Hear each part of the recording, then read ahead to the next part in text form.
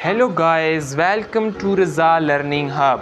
In this video we can find the value of this expression, which is 15 minus 12 divided by 3 times 2.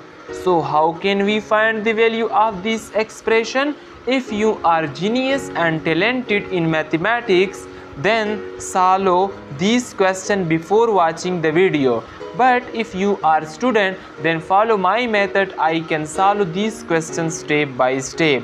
But before watching the video guys, kindly subscribe my channel for more video. So we should all know about PEMDAS, where P stand for parentheses, E stand for exponent, M and D stand for multiplication and division, A and S stand for addition and subtraction.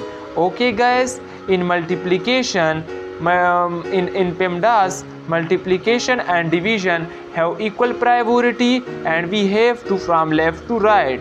So guys, I can write here 15 minus 12 divided by 3, which is equal to 4 times 2.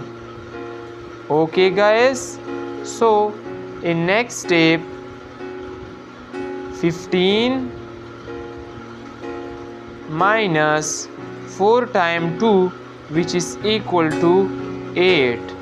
So 15 minus 8 finally equal to 7.